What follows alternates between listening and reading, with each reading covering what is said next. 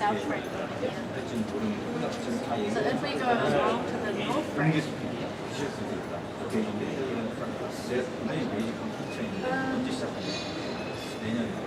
have what we call a cultural centre. So the cultural centre will be celebrating the Maori culture and encouraging more New Zealand tourists to actually come and gain from the Maori culture in New Zealand. And so there will also be portfetis and welcoming houses there as well. Then as we go along the north frame, we have what we call Performing Visual Arts Precinct. So the Performing Visual Art Precinct has 500 and 1,500 auditoriums, as well as... Wow, what did you think of that? What a spectacular piece of technology. It's pretty exciting to think about what Christchurch will be like in a few years' time. So we've got these blueprints, the design for this future of the city. How did that come about? Well, it's really called the Spatial Blueprint, and it's part of the Central City Recovery Plan, which is this document that I've got here. And that came about based on our understanding of how much land we'd have based on all of the buildings that were going to be demolished.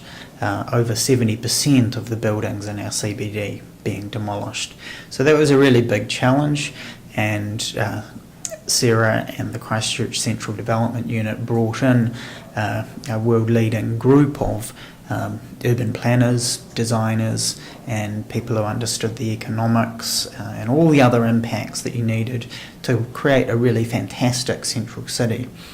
That involved using up some of the land that was there because of the demolitions, putting specific things in specific places that really were all going to work together as an integrated whole, kind of city with a heart again, an even better heart than it had before. Yeah. So we've got these plans. Now, how has it become something like this? So what you're seeing on the screen here looks like Christchurch of the past, and it's not actually an aerial photograph. Right. It's a full 3D model of the entire central city. So that's come together from a range of different tools and technologies from local companies.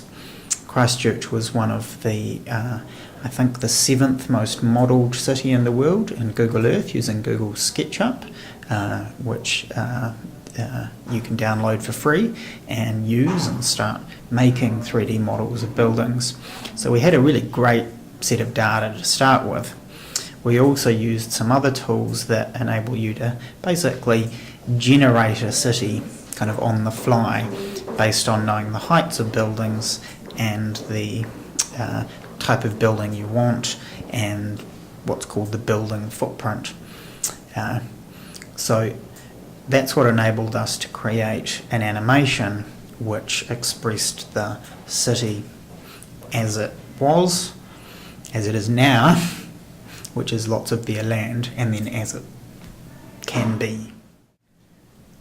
So this augmented reality, the video that we've got here, is kind of the end point of all the things that we've been talking about this week. The collection of location-based information put onto maps, geographic information systems, layers of information, and then it ends up as a video. We can visualise the future in one particular place. Now, Julian, what other applications have you got of technology that can show this?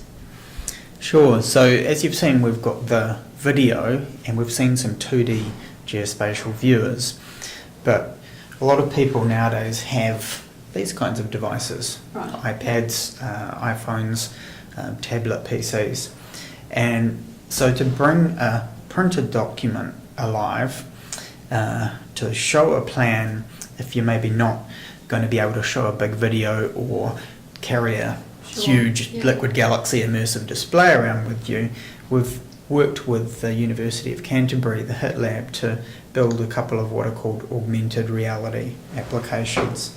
So the ways that these work, you point the device at a printed map or book and it brings up virtual elements. So it's not full virtual reality because you're not completely immersed in it. The Liquid Galaxy is almost like virtual reality. This is augmented reality. So you can click on a particular thing and it will bring up the 3D model. And yeah, with the this stadium. one, you can Excellent. even hear the sounds of the stadium. We can have a look at the new city bus interchange and parking, and you may be able to see that as you get closer, the ceiling fades away and you can see some more of the detail. So these are ways of much more interactively exploring the different aspects of the blueprint. And this is pretty leading edge technology, and we're lucky to have the HIT Lab at the University of Canterbury, which is a research centre that helps build these things. This particular one here, when you point the little target at the different parts of what's proposed for the new convention centre, it brings up information about that particular building. So it's just another way of exploring this kind of technology.